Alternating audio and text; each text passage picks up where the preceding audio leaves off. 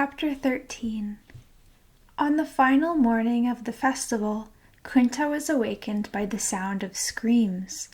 Pulling on his dundiko, he went dashing out, and his stomach knotted with fright. Before several of the nearby huts, springing up and down, shrieking wildly and brandishing spears, were half a dozen men in fierce masks, tall headdresses, and costumes of leaf and bark. Kunta watched in terror as one man entered each hut with a roar and emerged, jerking roughly by the arm a trembling boy of the third kafo. Joined by a cluster of his own equally terrified second kafo mates, Kunta peered with wide eyes around the corner of a hut. A heavy white cotton hood was over the head of each third kafo boy. Spying Kunta, Sitafa, and their group of little boys, one of the masked men dashed toward them waving his spear and shouting fearfully. Though he stopped short and turned back to his hooded charge, the boys scattered, squealing in horror. And when all of the village's third kafo boys had been collected, they were turned over to slaves, who took them by the hand and led them one by one out the village gate. Kunta had heard that these older boys were going to be taken away from Jafur for their manhood training, but he had no idea that it would happen like this.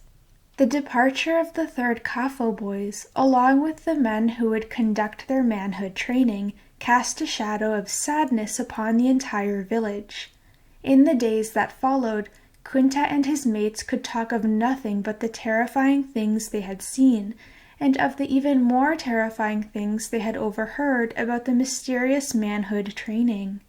In the mornings, the Arafang rapped their heads for their lack of interest in memorizing the Quranic verses, and after school, trooping along behind their goats out into the bush, Kunta and his mates each tried not to think about what each could not forget, that he would be among Jafur's next group of hooded boys, jerked and kicked out through the village gate.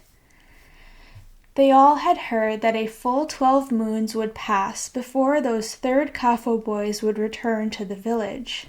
But then as men, Kunta said that someone had told him that the boys in manhood training got beatings daily. A boy named Karamo said they were made to hunt wild animals for food, and Sitafa said they were sent out alone at night into the deep forest to find their own way back. But the worst thing, which none of them mentioned, although it made Kunta nervous each time he had to relieve himself, was that during the manhood training, a part of his photo would be cut off. After a while, the more they talked, the idea of manhood training became so frightening that the boys stopped talking about it, and each of them tried to conceal his fears within himself, not wanting to show that he wasn't brave. Kunta and his mates had gotten much better at goat herding since their first anxious days out in the bush, but they still had much to learn. Their job, they were beginning to discover, was hardest in the mornings, when swarms of biting flies kept the goats bolting this way and that, quivering their skins and switching their stubby tails as the boys and the dogs rushed about trying to herd them together again. But before noon, when the sun grew so hot that even the flies sought cooler places, the tired goats settled down to serious grazing, and the boys could finally enjoy themselves. By now they were crack shots with their slingshots, and although with the new bows and arrows their fathers had given them on graduating to the second kafo, and they spent an hour or so killing every small creature they could find, hares, ground squirrels, bush rats, lizards, and one day a tricky spur fowl that tried to decoy Kunta away from her nest by dragging a wing as if it had been injured. In the early afternoon, the boys skinned and cleaned the day's game, rubbing the insides with the salt they always carried, and then, building a fire, roasted themselves a feast. Each day out in the bush seemed to be hotter than the day before. Earlier and earlier, the insects stopped biting the goats to look for shade, and the goats bent down on their knees to get at the short grass that remained green beneath the parched taller grass. But Kunta and his mates hardly noticed the heat. Glistening with sweat, They played as if each day were the most exciting one in their lives. With their bellies tight after the afternoon meal, they wrestled or raced or sometimes just yelled and made faces at one another, taking turns at keeping a wary eye on the grazing goats. Playing at war, the boys clubbed and speared each other with thick-rooted weeds until someone held up a handful of grass as a sign of peace. Then they cooled off their warrior spirits by rubbing their feet with the contents of the stomach of a slaughtered rabbit. They had heard in the grandmother's stories that real warriors used the stomach of a lamb. Sometimes Kunta and his mates romped with their faithful Wolo dogs, which Mandinkas had kept for centuries, for they were known as one of the very finest breeds of hunting and guard dogs in all of Africa. No man could count the goats and cattle that had been saved on dark nights from killer hyenas by the howling of the Wolos. But hyenas weren't the game stalked by Kunta and his mates when they played at being huntsmen. In their imaginations, as they crept about in the tall, sun-baked grass of the savannah, their quarry were rhinoceros, elephant, leopard, and the mighty lion. Sometimes as a boy followed his goats around in their search for grass and shade, he would find himself separated from his mates. The first few times it happened to him, Kunta herded up his goats as quickly as he could and headed back to be near Sitafa. But soon he began to like these moments of solitude, for they gave him the chance to stalk some great beast by himself. It was no ordinary antelope, leopard, or even lion that he sought in his daydreaming. It was that most feared and dangerous of all beasts, a maddened buffalo. The one he tracked had spread so much terror throughout the land that many hunters had been sent to kill the savage animal, but they had managed only to wound it, and one after another it had gored them with its wicked horns. Even more bloodthirsty than before with its painful wound, the buffalo had then charged and killed several farmers from Jafur who had been working on their fields outside the village. The famed Simban, Kunta Kinti, had been deep in the forest, smoking out a bee's nest to sustain his energy with rich honey, when he heard the distant drum talk begging him to save the people of the village of his birth. He could not refuse. Not even a blade of the dry grass crackled under his feet, so silently did he stalk for signs of the buffalo's trail, using the sixth sense that told Master Simbans which way animals would travel. And soon he found the tracks he sought. They were larger than any he had ever seen. Now trotting silently, he drew deeply into his nostrils the foul smell that led him to giant fresh buffalo dung. And maneuvering now with all the craft and skill at his command, Simban Kinti finally spotted the huge bulk of the beast himself. It would have been concealed from ordinary eyes, hiding in the dense high grass. Straining back his bow, Kinti took careful aim and sent the arrow thudding home. The buffalo was badly wounded now, but more dangerous than ever. Springing suddenly from side to side, Kinti evaded the beast's desperate, stricken charge and braced himself as it wheeled to charge again. He fired his second arrow only when he had to leap aside at the last instant, and the huge buffalo crashed down dead. Kinti's piercing whistle brought from hiding, awed and trembling, those previous hunters who had failed where he had gloriously succeeded. He ordered them to remove the huge hide and horns, and to summon still more men to help drag the carcass all the way back to Jafur. The joyously shouting people had laid down a path of hides within the village gate, so that Kinti would not get dust upon his feet. Simban Kinti, the talking drum beat out. Simban Kinti, the children shouted, waving leafy branches above their heads. Everyone was pushing and shoving and trying to touch the mighty hunter so that some of his prowess might rub off on them. Small boys danced around the huge carcass, reenacting the kill with wild cries and long sticks. And now, walking toward him from amid the crowd, came the strongest, most graceful, and most beautifully black of all the maidens in Jafur, indeed, in all of the Gambia, and kneeling before him, she offered a calabash of cool water. But Kinti, not thirsty, merely wet his fingers to favor her, whereupon she drank that water with happy tears, thus showing to everyone the fullness of her love. The clamoring crowd was spreading, making way for aged, wrinkled, gray-headed Amoro and Binta, who came tottering against their canes. The Simbun permitted his old mother to embrace him while Amoro looked on, eyes filled with pride, and the people of Jafur chanted, "Kinti, Kinti." Even the dogs were barking their acclaim. Was that his own Wolo dog barking? "Kinti, Kinti." Was that Sitafa yelling frantically? Kunta snapped out of it just in time to see his forgotten goats bounding towards someone's farm.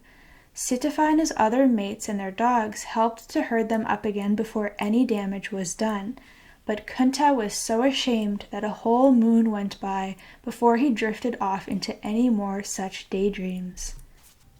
Chapter 14.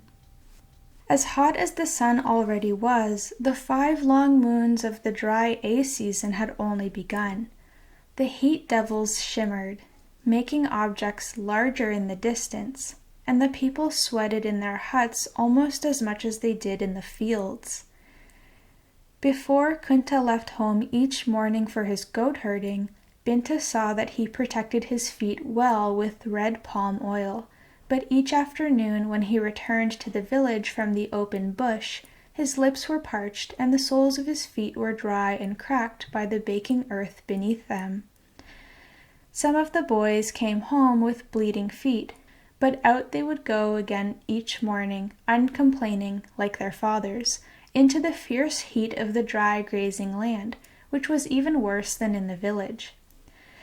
By the time the sun reached its zenith, the boys and their dogs and the goats all lay panting in the shade of scrub trees, the boys too tired to hunt and roast the small game that had been their daily sport. Mostly they just sat and chatted as cheerfully as they could, but somehow by this time the adventure of goat herding had lost some of its excitement. It didn't seem possible that the sticks they gathered every day would be needed to keep them warm at night, but once the sun set, the air turned as cold as it had been hot, and after their evening meal, the people of Jafur huddled around their crackling fires. Men of Amoro's age sat talking around one fire, and a little distance away was the fire of the elders. Around still another sat the women and the unmarried girls, apart from the old grandmothers, who told their nightly stories to the little first kafo children around a 4th fire. Kunta and the other 2nd kafo boys were too proud to sit with the naked first kafo of Lamin and his mates, so they squatted far enough away not to seem part of that noisy, giggling group, yet near enough to hear the old grandmother's stories, which still thrilled them as much as ever. Sometimes Kunta and his mates eavesdropped on those at other fires, but the conversations were mostly about the heat. Kunta heard the old men recalling times when the sun had killed plants and burned crops, how it had made the well go stale or dry, of times when the heat had dried the people out like husks. This hot season was bad, they said, but not as bad as many they could remember. It seemed to Kunta that older people always could remember something worse. Then, abruptly one day, breathing the air was like breathing flames, and that night the people shivered beneath their blankets with the cold creeping into their bones. Again, the next morning, they were mopping their faces and trying to draw a full breath. That afternoon, the harmattan wind began. It wasn't a hard wind, nor even a gusty wind, either of which would have helped. Instead, it blew softly and steadily, dusty and dry, day and night, for nearly half a moon. As it did each time it came, the constant blowing of the harmattan wore away slowly at the nerves of the people of Jafur. And soon parents were yelling more often than usual at their children and whipping them for no good reason. And though bickering was unusual among the Mandinkas, Hardly a daytime hour passed without loud shoutings between some adults, especially between younger husbands and wives like Amaro and Binta. Suddenly then nearby doorways would fill with people watching as the couple's mothers went rushing into that hut. A moment later the shouting would grow louder, and next a rain of sewing baskets, cooking pots, calabashes, stools, and clothes would be hurled out the door. Then, bursting out themselves, the wife and her mother would snatch up the possessions and go storming off to the mother's hut. After about 2 moons, just as it had begun, the harmattan suddenly stopped. In less than a day, the air became still, the sky clear. Within one night, a parade of wives slipped back in with their husbands, and their mothers-in-law were exchanging small gifts and patching up arguments all over the village. But the 5 long moons of the dry season were only half over. Though food was still plentiful in the storehouses, the mothers only cooked small quantities, for no one, not even the usually greedy children, felt like eating much. Everyone was sapped of strength by the sun's heat, and the people talked less and went about doing only the things they had to do. The hides of the gaunt cattle in the village were broken by lumpy sores where biting flies had laid their eggs. A quietness had come upon the scrawny chickens that normally ran squawking around the village, and they lay in the dust on their sides, with their wings fanned out and their beaks open. Even the monkeys now were seldom seen or heard, for most of them had gone into the forest for more shade, and the goats, Kunta noticed, grazing less and less in the heat, had grown nervous and thin. For some reason, perhaps it was the heat, or perhaps simply because they were growing older, Kunta and his goat-herding mates, who had spent every day together out in the bush for almost 6 moons, now began to drift off alone with their own small herds. It had happened for several days before Kunta realized that he had never before been completely away from other people for any real length of time. He looked across at other boys and their goats in the distance, scattered across the silence of the sun-baked bush. Beyond them lay the fields where the farmers were chopping the weeds that had grown in the moons since the last harvest. The tall piles of weeds they raked to dry under the sun seemed to wave and shimmer in the heat. Wiping the sweat from his brow, it seemed to Kunta that his people were always enduring one hardship or another, something uncomfortable or difficult, or frightening, or threatening to life itself. He thought about the burning hot days and the cold nights that followed them, and he thought about the rains that would come next, turning the village into a mud hole and finally submerging the walking paths until the people had to travel in their canoes from place to place where usually they walked. They needed the rain as they needed the sun, but there always seemed to be too much or too little. Even when the goats were fat and the trees were heavy with fruits and blossoms, he knew that would be the time when the last rain's harvest would run out in the family storehouses, and that this would bring the hungry season, with people starving and some even dying, like his own dearly remembered Grandma Yesa. The harvest season was a happy one, and after that the harvest festival, but it was over so soon. And then the long, hot, dry season would come again, with its awful harmattan, when Binta kept shouting at him and beating on Lamin, until he almost felt sorry for his pest of a small brother. As he herded his goats back toward the village, Kunta remembered the stories he had heard so many times when he was as young as Lamin, about how the forefathers had always lived through great fears and dangers. As far back as time went, Kunta guessed, the lives of the people had been hard. Perhaps they always would be. Each evening in the village now, the Alimamo led the prayers for Allah to send the rains.